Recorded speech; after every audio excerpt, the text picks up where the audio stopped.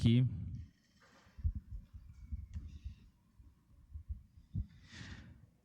Bom, queridos, nós vamos estar compartilhando um pouquinho. É algo que eu tenho assim recebido de Deus já tem alguns anos, uns bons anos. E nós já falamos muito sobre isso essa noite aqui, que é sobre a volta do Senhor. E eu sinceramente acho que nós precisamos falar mais sobre a volta do Senhor. Porque a volta do Senhor, irmãos, é a nossa maior esperança. Não tem esperança maior do que o Senhor voltar. E não tem nada que a gente possa desejar mais do que estar com Ele na eternidade. A eternidade, irmãos, ela é algo que vai haver com uma exterminação completa do pecado. Isso significa que nós nunca mais vamos ofender Deus com nada. Você pararam para pensar nisso? Nunca mais iremos ofender a Deus quando estivermos com Ele. Nós não estaremos mais sujeitos ao pecado. Então é a nossa maior esperança. E Paulo vai falar para os coríntios que se a nossa esperança em Cristo se limita apenas a essa vida, nós somos os mais infelizes de todos os homens. Por quê? Porque Deus não está interessado só nessa vida. Claro que o que nós fazemos nessa vida determina onde nós vamos passar a nossa eternidade, mas o plano, o projeto de Deus, a morte, a redenção de Cristo, ela não é para que 60, 70, 90 anos aqui nessa terra, irmãos. É para uma vida eterna. E quando a gente olha para a palavra, desde o Velho Testamento nós temos uma série de profecias sobre a segunda vinda do Senhor. Não tinha nem a primeira vinda acontecido ainda, mas havia profecias sobre a segunda vinda do Senhor. Nós temos ali nos evangelhos, Jesus fala disso várias vezes. Jesus gasta um sermão inteiro para falar sobre a vinda dele, como que seriam os dias que antecedem a vinda dele. Paulo, na maioria das cartas dele, ele fala sobre a vinda do Senhor. Pedro fala sobre a vinda do Senhor. João. Então é um tema que ele é abordado praticamente na palavra inteira. Então, irmãos, ele é um tema que ele precisa estar pulsando no nosso coração. E quando lá uns anos atrás, uns 10 anos atrás, quando eu realmente me debrucei sobre esse tema, eu falo que foi um dos temas que mais impactou o meu presente, a forma que eu vivo. Porque tem pessoas que acham que a gente não precisa saber sobre a vinda do Senhor, né? Não, é só eu viver aquilo ali e tal, mas quando eu fui estudar sobre isso, irmãos, eu comecei a enxergar uma série de coisas que eu estava valorizando, que eu não deveria valorizar. Porque os dias estão se abreviando na nossa frente. A palavra mostra isso, irmãos. Eu tenho uma esperança, eu pessoalmente, eu tenho a esperança de ver o retorno do Senhor. E nós vamos ver aqui na palavra. E quando Jesus fala, lá não precisa abrir, irmãos, lá em Mateus 24 e 25, que é o sermão que ele fala, o sermão profético, ele vem desde ali citando o princípio das dores, que é os dias que vão anteceder a sua vinda. E depois ele fala da grande tribulação, que ele fala que é o período que nunca houve nem nunca vai haver na terra, período como aquele. E aí depois ele fala que logo depois vai haver a vinda do Filho do Homem. E aí ele nos começa a trazer nesse sermão profético exortações para a gente estar vigilantes, para que a gente não seja pego despercebido na sua vinda. E uma das características dos últimos dias é a distração, irmãos. E se nós estivermos distraídos, nós podemos ser pegos de surpresa. E nós não estamos discernindo os tempos como a palavra nos manda fazer. Então nós temos que estar atento. E ele vai fazer exortação à vigilância, parábolas e mais parábolas, das virgens, dos talentos, do servo mau. E aí ele termina esse sermão falando do grande julgamento, que é já depois da sua vinda, que ele vai julgar todas as nações. Então, irmãos, o meu intuito aqui essa noite é a gente discernir esse tempo que a gente está vivendo, que o tempo está se abreviando. E aí lá em Lucas, no capítulo 17, a partir do versículo 26, Jesus vai falar sobre como seria os dias que precedessem a sua vinda. Então, Lucas 17, 26, fala assim: assim como foi nos dias de Noé, também será nos dias do Filho do Homem. Comiam, bebiam, casavam e davam-se em casamento, até o dia que Noé entrou na arca, e veio o dilúvio e destruiu a todos. O mesmo aconteceu nos dias de Ló. Comiam, bebiam, compravam, vendiam, plantavam e edificavam. Mas no dia em que Ló saiu de Sodoma, choveu fogo do céu. Choveu do céu, fogo e enxofre, e destruiu a todos. Assim será no dia em que o Filho do Homem se manifestar. Então Jesus está trazendo aqui uma ideia de como vai ser a época, o período, como vai ser a realidade do mundo nos dias que antecedem a sua vinda. E ele cita dois exemplos. Ele cita os dias de Noé e ele cita os dias de Ló. E nesses dois contextos são momentos tenebrosos da humanidade, onde a iniquidade reinava, onde as pessoas eram indiferentes a Deus, elas faziam somente a sua própria vontade. E ele fala que esse vai ser o contexto dos dias que antecedem a segunda vinda do Filho de Deus. E aí, falando dos dias de Noé, não precisa abrir, é pequenininho. Os dias de Noé, lá em Gênesis 6:11, olha a situação da terra nos dias de Noé. Fala assim: a terra estava corrompida à vista de Deus e cheia de violência. Deus viu a terra e eis que ela estava corrompida, porque todo ser vivente havia corrompido o seu caminho na terra. Então, essa era a situação dos dias de Noé. Uma sociedade completamente depravada, sem temor a Deus. E aí, obviamente, o texto vai falar depois que Noé achou graça aos olhos de Deus. Então, ele achou um homem, uma família. De toda a sociedade havia uma família que era justa aos olhos do Senhor. Todo o resto havia se corrompido definitivamente. E aí o texto vai falar que eles comiam, bebiam, casavam-se, davam-se em casamento. O que isso quer dizer? Esse contexto está falando de homens e mulheres que eles eram movidos simplesmente pelas suas próprias vontades, alheios à vontade de Deus, se deleitando nos prazeres dessa vida. Eles não estavam interessados em saber sobre Deus e sobre a sua vontade. Então esse era o contexto dos dias de Noé. E quando Paulo vai explicar sobre os inimigos da cruz de Cristo, ele fala lá em Filipenses, fala assim, esses, os inimigos da cruz de Cristo, o destino deles é a perdição, o Deus deles é o ventre, e a glória deles está na sua infâmia, visto que só se preocupam com as coisas terrenas. Esse era o contexto dos dias de Noé. Homens que se preocupavam somente com coisas terrenas. E o Deus deles era o quê? O ventre. O que isso quer dizer, irmão? O ventre é como se você tivesse prostrado a você mesmo. O Deus do homem era ele mesmo. Era a sua vontade, era o seu prazer. Esse era o contexto dos dias de Noé. E os dias de Ló têm muita semelhança.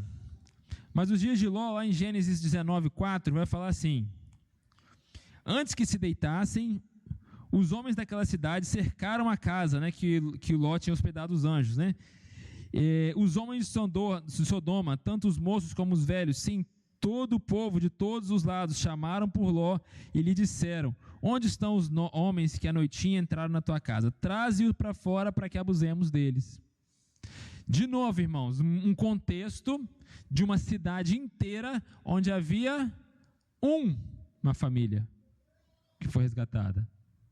Então, se Jesus está falando lá que os dias que estão precedendo a vinda dele serão como os dias de Ló e como os dias de Noé, e nós tínhamos uma minoria, isso confirma a palavra que Jesus fala, que estreita é a porta que conduz à vida, e são poucos os que entram por ela. Então, irmãos, mas o contexto aqui de Sodoma, ele era muito parecido, mas ele tem uma coisa a mais. Ele era um contexto, sim, tomado por uma depravação, por uma luxúria desenfreada, mas ele fala também que, uma coisa que não fala nos dias de Noé, fala assim: compravam, vendiam, plantavam e edificavam. E aí nós podemos entender que nos dias de Ló tem uma questão a mais, que é essa questão da avareza, da ganância, do amor ao dinheiro. E Paulo vai confirmar isso, que os dias que vão preceder a vinda de Cristo, os homens serão amantes do dinheiro. Então, irmãos, olha que, mas tem um detalhe interessante que fala lá em Ezequiel, porque quando a gente pensa em Sodoma, a primeira coisa que a gente pensa é nessa luxúria desenfreada, nessa depravação sexual.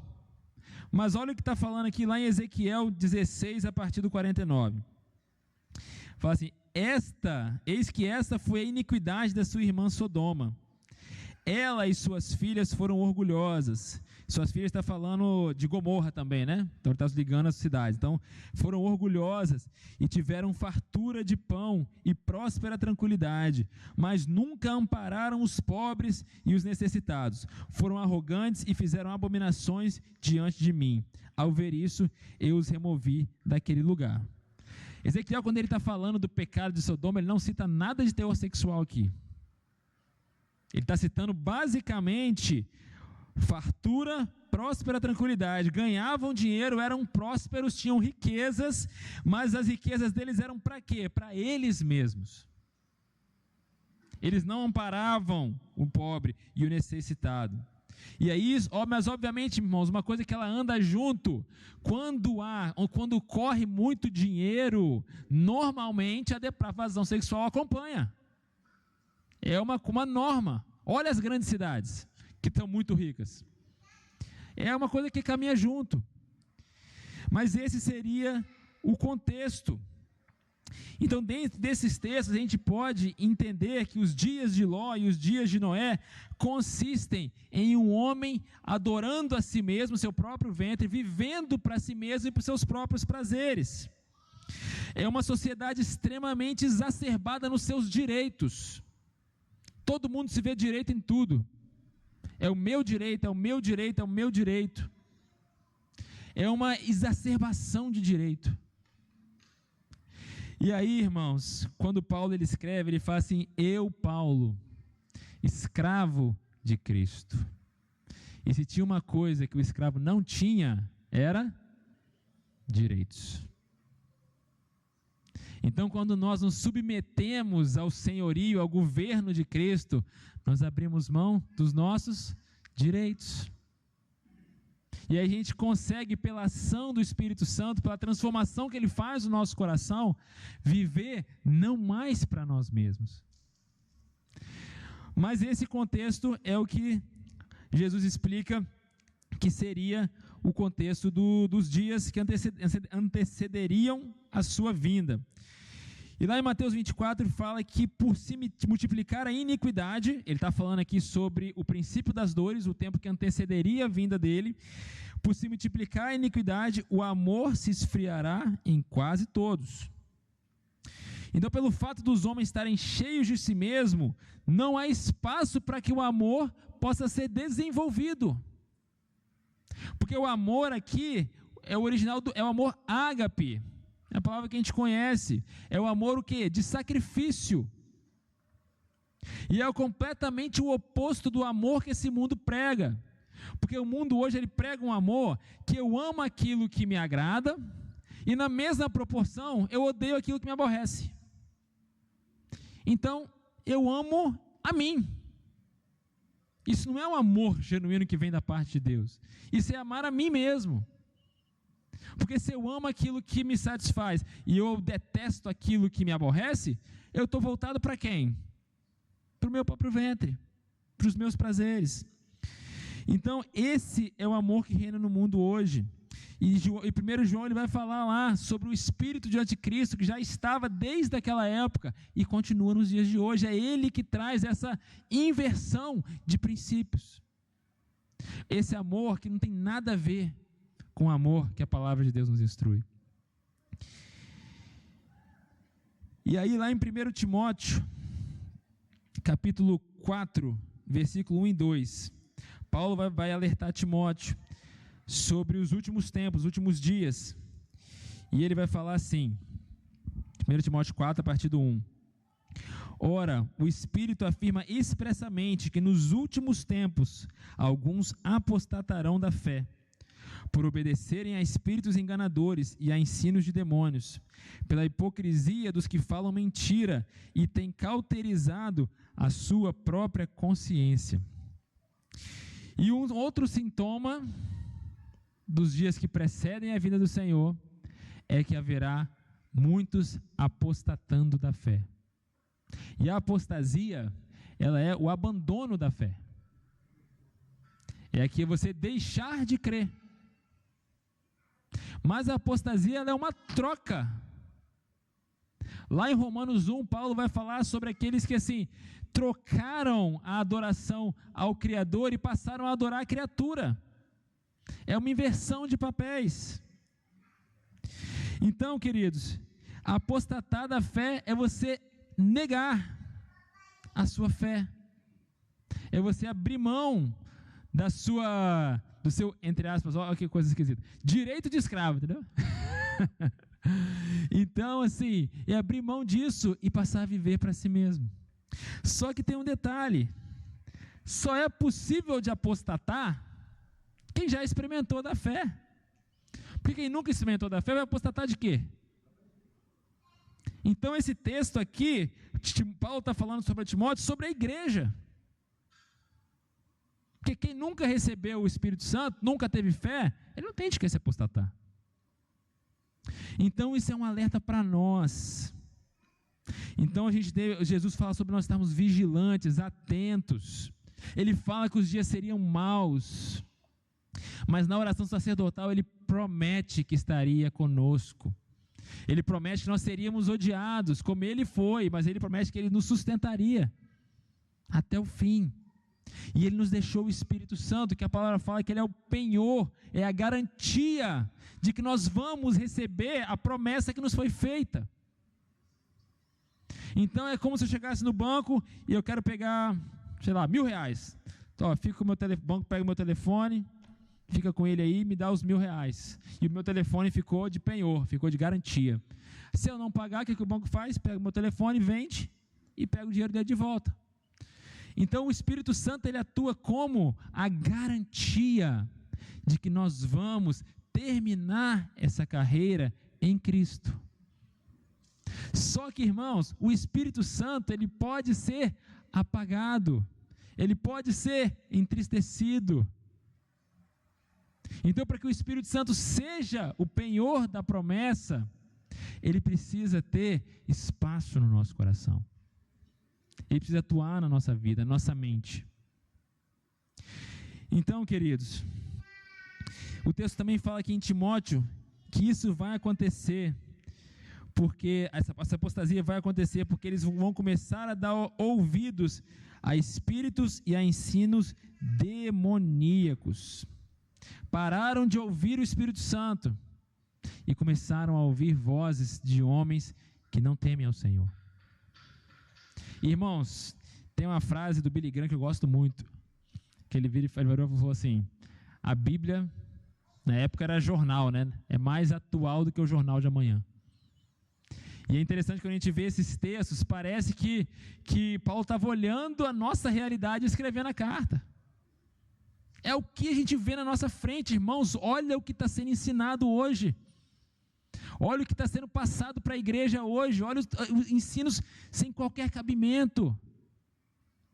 Ensinos humanistas, onde o foco é a satisfação do homem, da pessoa e das suas necessidades. O que importa é que você esteja satisfeito, que você esteja feliz e esteja sendo suprido nos seus prazeres. Isso é o que importa. Nós cantamos aqui dias de outro evangelho, porque isso não tem nada a ver com o evangelho de Jesus. É pegar o evangelho e tirar a cruz. E aí quando as pessoas começam a dar ouvidos para esse falso evangelho, elas começam a crer em coisas que foram geradas por ensino de quem que tem o salvo aqui? De demônios. Então, irmãos, nós precisamos estar atentos, discernindo espiritualmente.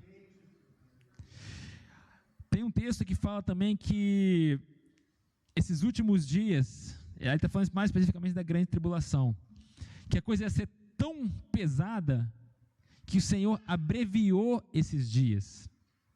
E Ele abreviou por causa dos seus filhos, porque senão nem os seus filhos suportariam. Então, por tamanha misericórdia. Então, nós temos que entender que nós precisamos andar com Deus todos os dias. Porque se a gente não fizer isso, nós temos sim total capacidade, porque o nosso velho homem trabalha constantemente para isso, temos totalmente condições de sermos convencidos disso, ao contrário do que é a palavra de Deus. Então nós precisamos andar com Deus, nós precisamos andar uns com os outros, irmãos, para que o nosso coração seja discernido. Porque Eclesiastes vai falar que ai do homem que anda sozinho, porque se ele cair não tem quem o levante. Então nós precisamos andar com Deus e andar uns com os outros, para nossa proteção, para nossa segurança. E aí nós temos vários textos que ele vai falar sobre esses falsos mestres, né? Lá em 2 Timóteo, vai falar assim, do mesmo modo, 2 Timóteo 3,8, e do mesmo modo que Janes e Jambres resistiram a Moisés, também esses resistiram à verdade, esses falsos mestres, são homens de todo corrompidos na mente, repróbados ou reprovados quanto à fé.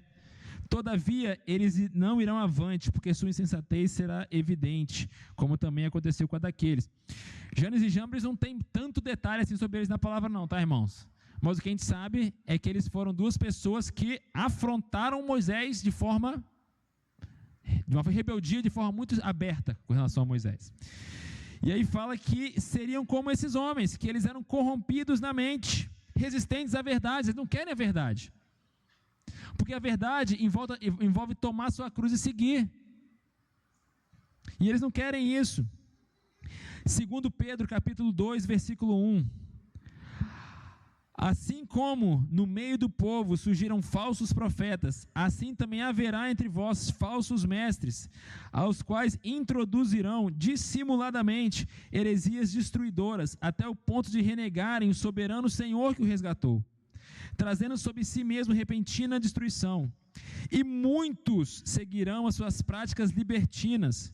Por causa deles será infamado o caminho da verdade, também movidos por avareza, desejo, amor ao dinheiro, tá? A avareza aqui é o amor ao dinheiro. Também movidos por amor ao dinheiro, farão comércio de vocês com palavras fictícias. Para eles o juízo lavrado a longo tempo não tarda e sua destruição não dorme. Irmãos, vocês conseguem olhar que isso aqui são os nossos dias? Você consegue olhar que isso aqui está acontecendo na nossa frente?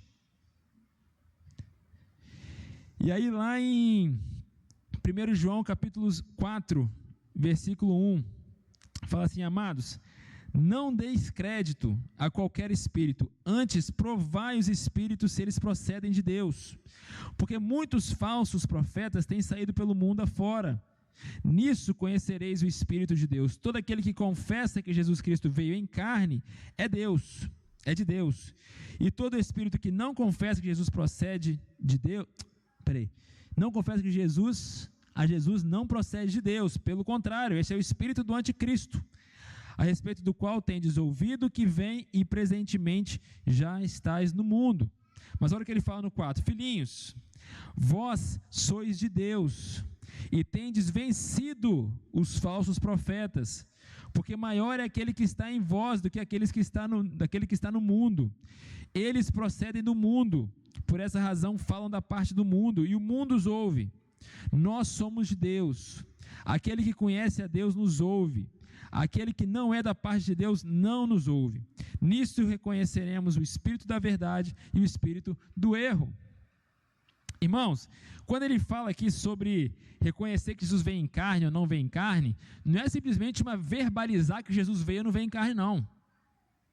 Porque isso aí falso mestre faz. A gente tem visto vários homens no nosso tempo que ensinam, mas que não negam isso aqui, não. A questão, o cerne da questão aqui, reconhecer que Jesus veio, é reconhecer que houve uma transformação de um coração. Então são homens que eles são coerentes, o que eles pregam com o que eles vivem. E falsos mestres não têm essa coerência. Nós tivemos recentemente aí 2 casos, um nos Estados Unidos, outro aqui, de homens que 1 a 8, outro a 10 anos viviam um caso extraconjugal pastoreando grandes congregações. Irmãos, o temor do Senhor. Onde foi o temor do Senhor? Jesus fala assim: quando o Filho do Homem voltar, por acaso encontrará fé na terra? Porque o temor do Senhor está sendo lançado de lado, irmãos, por aqueles que supostamente deveriam ser e que queriam guiar o povo a Deus. Então nós precisamos discernir, porque João fala aqui que nós temos a Deus, e que Deus, o Espírito em nós, nos ajuda a discernir a verdade dessas fábulas, desse contrário à verdade. E outro sintoma que esse mundo está tomando, queridos, é que ele está se tornando cada vez mais avesso à palavra de Deus. E ele está fazendo que tudo aquilo que seja contrário à cultura deste século seja odiado por esse mundo. E a tendência nossa, Jesus falou lá em Marcos 13, fala assim: vocês serão odiados de todos por causa de meu nome. Aquele que perseverar até o fim será salvo. Ele fala basicamente a mesma coisa em João 17, na oração sacerdotal. Que como eu fui odiado, eles também serão. Mas por quê? Por causa da verdade. Então, assim, se posicionar hoje pela verdade significa ser odiado pelo mundo. Porque a cultura desse mundo é oposta à verdade da palavra de Deus. Então, irmãos, essas coisas são o espírito do anticristo que ele está gerando. Então, assim, as pautas que a cultura desse mundo tem trazido, a inversão de padrões, a inversão de princípios claros da palavra de Deus, elas vão gerar naturalmente um ódio do mundo contra a verdadeira igreja, contra aqueles que realmente são filhos de Deus. Porque, como nós lemos aqui, vão ter vários falsos mestres que vão se adaptar à cultura desse mundo. E aí o mundo não vai odiar, pelo contrário, ele vai aplaudir. Porque ele está cooperando para o mesmo propósito. Mas, irmãos, Jesus teve um compromisso com a verdade. E o Senhor tem nos dado esse temor, nós vamos ter um compromisso com a verdade. Mas nós precisamos orar, Espírito Santo nos sustenta. Porque quanto mais o tempo se abrevia, mais a coisa vai apertar. E nós vamos precisar do Espírito Santo. Nós vamos ver mais um texto aqui que ele fala sobre, onde Paulo fala para Timóteo, sobre como seria a sociedade nos dias que precedessem a vinda do Senhor. Lá em 2 Timóteo, capítulo 3, versículo 1. Ele vai falar assim, 1 Timóteo 3, capítulo 1. Sabe, pois, isso, nos últimos dias sobrevirão tempos difíceis, pois os homens serão egoístas, avarentos, jactanciosos, arrogantes, blasfemadores, desobedientes aos pais, ingratos, irreverentes, desafeiçoados, implacáveis, caluniadores, sem domínio de si, cruéis, inimigos do bem, traidores, atrevidos, enfatuados, mais amigos dos prazeres do que amigos de Deus. Olha o que ele fala, no final aqui, tendo forma de piedade, tendo uma aparência de que a coisa é boa, porém negando-lhe entretanto o poder. Foge também desses. Então ele vai falar que os homens vão ser todas essas coisas, mas eles vão ser isso com uma aparência de algo bom. E a cultura hoje faz exatamente isso. Eles odeiam a Deus, mas o discurso, ele aparentemente é bom, mas ele não tem nada de Deus envolvido. E isso aqui, irmãos, é uma coisa que nós precisamos estar atentos, porque Paulo está tratando que esses são os pecados latentes dos últimos dias. E eu creio que nós estamos vivendo esses últimos dias. Então nós precisamos, no Espírito, discernir quais as nossas tendências de pecado, para que a gente não seja seduzido por esse espírito do anticristo. E Tiago vai falar lá no capítulo 1, versículo 14, que cada um é tentado pela sua própria cobiça, quando essa o atrai e seduz. Eu tenho as minhas cobiças, você tem as suas. Então, quando eu olho para esse texto, em que eu me encaixo aqui? Em que eu sou tentado? Aonde que a tentação vem mais forte? Porque eu preciso estar me fortalecendo no Espírito. Porque o texto vai falar também que muitos filhos vão ser enganados. Então, irmãos, vamos olhar rapidinho aqui o que quer dizer. Eu tive uma curiosidade de olhar essas palavras no original aqui, e fala assim: egoísta, o significado da palavra egoístas, atento somente aos seus próprios interesses. Somente aos seus próprios interesses. Ele até, como eu falei, até tem uma aparência, mas o intuito dele, o interesse dele sempre voltado para a sua satisfação pessoal.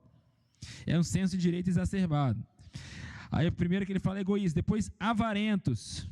Avarentos aqui, que amam o dinheiro. É o significado da palavra. Cadê aqui? E ser avarento, irmãos, não significa ter muito dinheiro. Significa amar ao dinheiro. Então é possível que nós não tenhamos muito dinheiro e ainda assim sejamos avarentos. É uma possibilidade muito real. E eu falo, irmãos, que o dinheiro é um dos maus do nosso dia, dos nossos dias. Que nós precisamos estar atentos, porque o dinheiro, ele é uma coisa lícita. Não é pecado você ter dinheiro. Mas tem uma frase que eu gosto muito, que ela fala assim: o dinheiro, ele é um ótimo servo, mas ele é um péssimo senhor. E quando você ama o dinheiro, uma curiosidade também, que quem já estudou fundamentos lembra da palavra Kyrios, ou Kurios, né? Que falava que Jesus é o Kyrios, é o Senhor. E só na palavra de Deus, Kyrios é praticamente usada para Jesus, exceto em um caso só, que ela não é usada só para Jesus.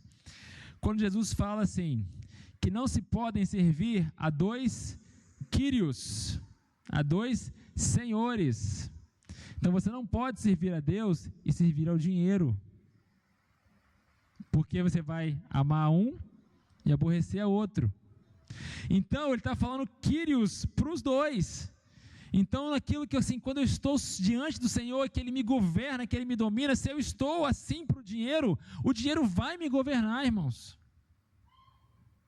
Então nós precisamos tomar muito cuidado, irmãos, porque muitas vezes nós podemos estar sendo dominados pelo dinheiro sem perceber que estamos.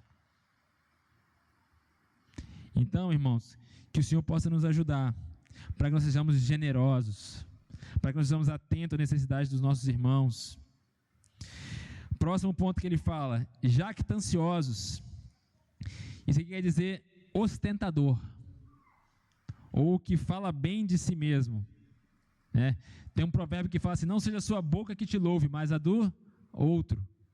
Então o jactancioso é aquele que ostenta aquilo que tem, aquilo que faz, o suposto caráter que tem. Ele fica se exaltando. Mas é mais ou menos atual com nossos dias, né? Só um pouquinho. E lá em Romanos 12, 23, Paulo fala assim: porque pela graça que me foi dada, digo a cada um entre vós que não pense de si mesmo além do que convém. Antes pense com moderação, segundo a medida da fé. Então, o jactanciar é você pensar de si mesmo além do que convém. E você fica ostentando aquilo que você tem, aquilo que você é, a sua posição. Depois ele fala arrogantes. aquele que se considera superior aos outros, seja por intelecto, autoridade terrena, nível social e etc. Então, o arrogante é aquele que tem um ar de superioridade, ele se vê superior. Vocês lembram da parábola do rico e do publicano? Do fariseu e do publicano? Que ele olha para o publicano, o fariseu entra no templo, olha para o publicano orando e fala assim: graças a Deus que eu não sou como aquele publicano. Obrigado, Deus, porque eu não sou como esse homem aqui, ó. Eu faço tudo direitinho, ele faz tudo errado. Arrogância. E o Provérbios vai falar que a soberba procede à ruína, e a altivez do espírito procede à queda. Aí fala: melhor é ser humilde de espírito com os humildes, do que repartir o despojo com os soberbos. Irmãos, Deus tem me ensinado a amar gente simples. E assim, a não ficar confortável no meio desse sistema, desse mundo soberbo, jactancioso. Então eu falo assim: é melhor eu dividir aqui pouco com os humildes do que muito com os soberbos. Depois ele fala blasfemadores. Blasfemadores é aqueles que falam mal e de forma mentirosa. E um exemplo muito claro é a blasfêmia contra o Espírito Santo, que a gente fala, né? Que é você, quando vai lendo o contexto ali, você vê que eles falam sobre que Jesus estava fazendo os milagres pelo poder de Beelzebub, pelo poder de um demônio. Então eles estavam atribuindo a demônios aquilo que é uma obra de Deus. Blasfêmia, mentira. Desobedientes aos pais. Irmãos, isso aqui é uma tônica dos nossos dias, né? Fruto de uma autoridade retirada pelo sistema. O sistema desse mundo tem tentado retirar a autoridade dos pais sobre os filhos. Uma coisa que eu lembro quando nós moramos no Canadá, que impactou muita gente quando a gente ficou sabendo, é que o governo canadense, ele estimula a rebeldia dos filhos. Como que ele faz isso? Se o filho se rebelou contra o pai, com seus 13, 14, 15 anos, e ele quer sair de casa, o governo fala: sai que eu te banco. E o governo banca jovens, adolescentes, que não querem mais estar com os pais.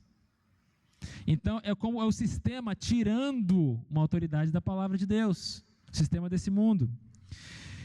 Outro, ingrato, obviamente, né, que não tem gratidão, murmuram frequentemente, né, os murmuradores não herdarão o reino dos céus. Outra coisa que ele fala no texto: irreverente. A palavra no original quer dizer profano, que não respeita aos outros, não tem respeito à autoridade. Também fala aqui desafeiçoado, um pouco parecido com reverente. Ele vai falar assim: indiferente a pessoas e a situações. A pessoa indiferente, porque quando a pessoa é governada pelo ventre, seus próprios interesses, ela se torna meio alheia, ela não tem sensibilidade ao sofrimento do outro. E eu acho interessante que ele escolheu a palavra desafeiçoado. Desafeiçoado é aquele que não tem feição, não tem uma expressão. Então, assim, se o outro está triste, não muda nada a minha expressão. Se o outro está alegre, não muda nada a minha expressão. Por quê? Porque eu não tenho interesse no outro. Então, essa é a tônica daqueles que são desafeiçoados. Implacáveis, que não negocia seus termos e não tem compaixão. E 2, o primeiro significado é esse: que não negocia são seus termos ou nada, né? E o outro significado, que não pode ser persuadido. Homens implacáveis, nós lemos aqui sobre os homens que têm a mente cauterizada. O pecado se cauterizou de um jeito que o homem se torna incapaz de ser convencido pelo Espírito. Depois, caluniadores, que acusam com falsidade, né? Depois, sem domínios de si, viciados, né? Eles rejeitam o Espírito, não tem domínio de si. Irmãos, o que os homens mais querem hoje é ter algum tipo de, seja alguma ação entorpecente, seja um álcool, enfim, qualquer coisa que seja, porque ele perde o domínio de si, ele desinibe. Então o homem não tem mais domínio sobre si mesmo. Isso é o que? Ausência do Espírito Santo, porque um dos frutos do Espírito Santo é domínio próprio. Então, quando nós temos o Espírito nos domina. Eu falo que a gente dentro de casa, quase com a minha esposa, quando às vezes vem aquela vontade de falar coisa que o sangue ferve aqui, o que me segura, irmãos? não é uma mente programada, não é o contar até 10. É o Espírito, irmãos. O Espírito me dá domínio quando eu não tenho. É uma obra que o Espírito Santo faz em nós. E os pecados dos últimos dias são contrários a isso. São pessoas que não dominam a si mesmo, falam o que querem, fazem o que querem, extravasam da forma que querem. Não tem domínio. Não dominam suas emoções. É interessante aquele salmo que Davi dá ordem para a alma dele. Um homem que dominava suas emoções. Ele fala assim: por que você está abatida, minha alma? Por que você está perturbado dentro de mim?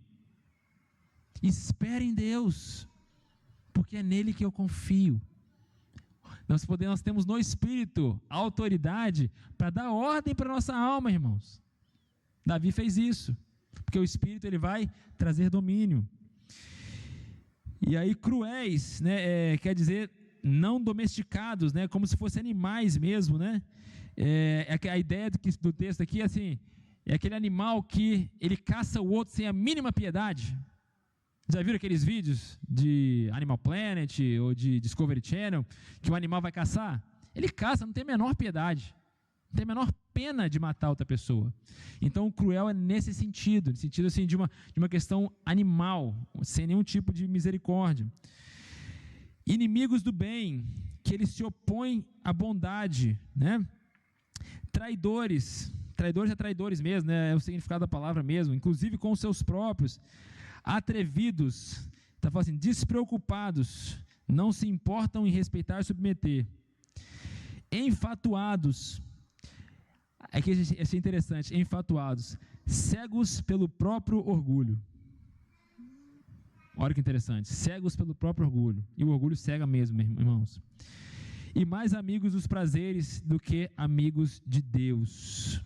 É o homem, de novo, vivendo em prol do seu ventre. E eles vão fazer tudo isso, mas com uma aparência de piedade, de que é uma coisa boa. Mas isso é uma mentira. E, irmãos, para a gente fechar, vou ler só mais um texto aqui. Lá em 2 Pedro, capítulo 3. Nós estamos lendo aqui o contexto que a palavra nos mostra que seriam os dias que precederiam a vinda do Senhor. E nós temos que estar animados, motivados com a vida do Senhor, desejando a vida do Senhor mais do que qualquer coisa que essa vida tem nos oferecer. Às vezes eu ouço uma brincadeira assim: se Jesus tivesse voltado, eu estivesse fazendo tal coisa, estivesse alcançando tal coisa, eu pedi para ele esperar um pouquinho. Não, irmãos, tem nada que se compara, não tem nada que se compara. Então a nossa vida precisa ver os discípulos nos primeiros séculos ali, eles estavam esperando Jesus nos dias deles. E quando nós estamos esperando Jesus nos nossos dias, a gente vive como se ele fosse voltar, e a gente está atento. Quando a gente entrega isso, Jesus vai demorar a voltar, não vou ver Jesus voltar não. Aí o que eu faço? Eu relaxo, eu baixo as minhas defesas, e aí eu me torno um alvo fácil. Mas olha o que Pedro vai falar aqui em 2 Pedro 3, a partir do 1. Amados, essa é agora a segunda epístola que vos escrevo. Em ambas procuro despertar com lembranças a vossa mente esclarecida, para que vos recordeis das palavras que anteriormente foram ditas pelos santos profetas, bem como do mandamento do Senhor e Salvador, ensinado pelos seus apóstolos. Tendo em conta, antes de tudo, que nos últimos dias virão escarnecedores com os seus escárnios, andando segundo as suas próprias paixões. Até agora ele está falando tudo que a gente leu, né? Aí olha que ele fala aqui: e dizendo, onde está a promessa da sua vinda? Porque desde que os pais dormiram ou morreram, todas as coisas permanecem como está desde o princípio da criação. Então o que ele está falando aqui? Que vão vir aqueles que eles andam segundo as suas próprias paixões, eles são escarnecedores, e eles vão falar assim: cadê a promessa da vinda do Senhor? Porque desde que o mundo é mundo, a coisa está assim. Eles estão falando isso. Está do mesmo jeito que sempre foi. Então que promessa é essa? Mas Pedro deixa bem claro que esses são escarnecedores, andando segundo as suas próprias paixões. Aí ele fala, vou continuando aqui no 5. porque deliberadamente essas pessoas esquecem que de longo tempo houve céus, bem como a terra, a qual surgiu da água através da água pela palavra de Deus, pela qual veio a perecer o mundo daquele tempo afogado em água, se referindo ao dilúvio, né? 7. Ora, os céus que agora existem e a terra, pela mesma palavra, têm sido entesourados para fogo, estando reservados para o dia do juízo e destruição dos homens ímpios. Aí olha no 8. Há todavia uma coisa, amados, que vocês não devem esquecer, que para o Senhor um dia é como 1000 anos, e 1000 anos como um dia. Não retarda o Senhor a sua promessa, como alguns a julgam demorada.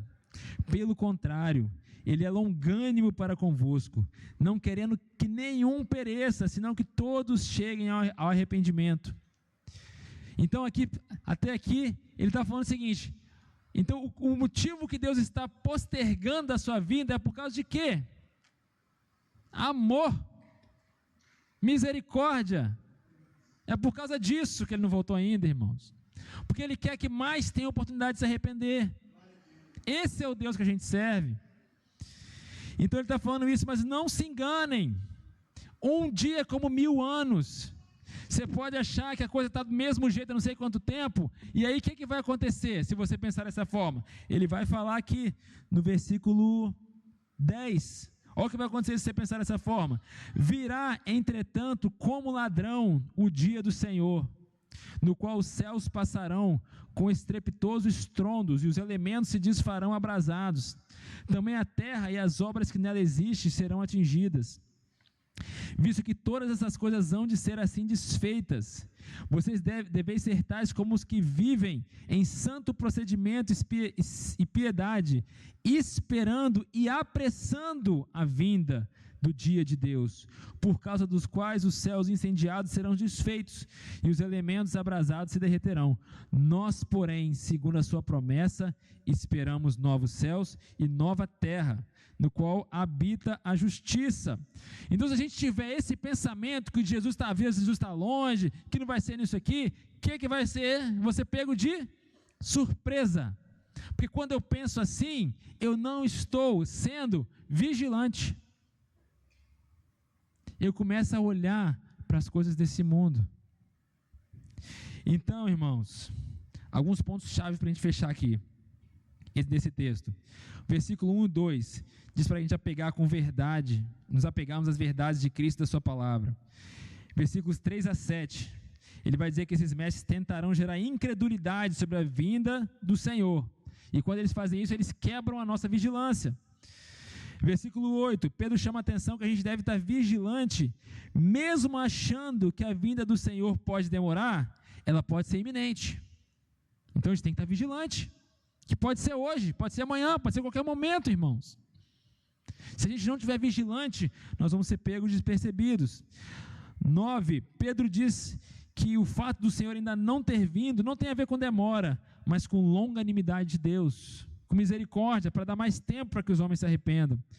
Versículos 11 a 13, Pedro fala que Cristo, se a gente pensar Cristo vai vir quando nós não estivermos esperando, e diz que a função da igreja não é só esperar, mas ela é apressar a vinda de Deus. Como que a gente faz isso, irmãos? Como que a gente apressa a vinda de Deus? Trabalhando em prol dos interesses de Deus, e não dos nossos. Quando a gente vive para Ele, nós estamos apressando a vinda dEle, porque nós estamos cooperando com os interesses que Ele tem. Esse é o trabalho da igreja, irmãos. Proclamando o Evangelho, pastoreando os irmãos, ajudando, incentivando, animando os irmãos a permanecerem firmes na fé. Essa é a nossa função. E aí eu quero concluir aqui com o último texto, que é o texto que Paulo fala para Timóteo, lá no 2 Timóteo capítulo 4, 7, que ele fala assim, no final da sua vida, na sua última carta, nos seus últimos escritos, Paulo fala assim: combati o bom combate, completei a carreira e guardei a fé.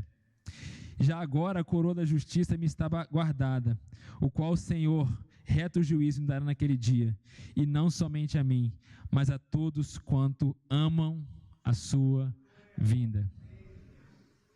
Você ama a vida do Senhor, irmãos? Você ama a vida do Senhor?